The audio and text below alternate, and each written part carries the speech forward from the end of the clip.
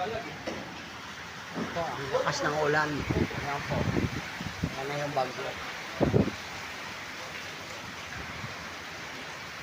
May nagsasabi pa rito na sabi ng nagpupok sa akin sa dito. Sabi ng mga kondisyon sa likod. Wala naman sa sabi ko yung pangalan. Mamatay na sana yung binayag o mabasa na daw.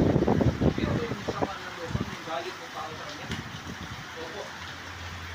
Yes po, itong pamilya na po natin ito. Yan po ang lakas ng ulan. Ma'am, ganito yan, ma'am. Dito po pag-check po, ma'am. Sa akin, ma'am. Galit sa akin yun, ma'am. Kasi, ma'am, ang gusto niya mangyari, ma'am. Ma'am, kumontra na niya kung ano po yung mangyari sa buhay. Madaling salita, ma'am. Kaya po ako kumontra. Ikaw na, ma'am. Hindi na namin hawak. Yes, ma'am. Opo. Pero bago ako kumontra, ma'am, tumingin ko na po. Yan po yung lakas ng ulan po. Ito na yung bagyong uwan. Yan po. Yan po. Yan po. Yan yung lakas ng ulan po. Yan.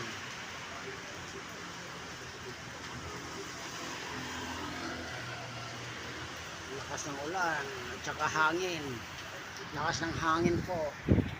Oo. Yan. So,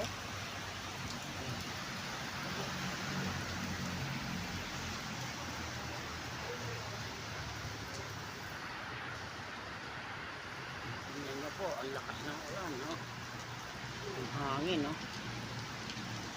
Yung hangin, lakas, oh. Oh. Samang ulan.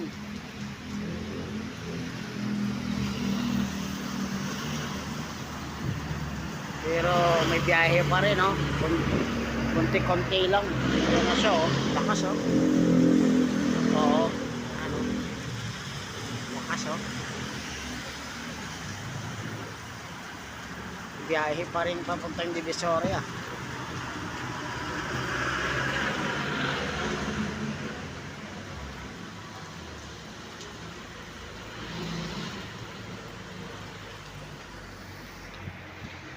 Welcome to my channel, guys. Dito ako pumasok, walang update eh. Pero po, uuwi na rin ako.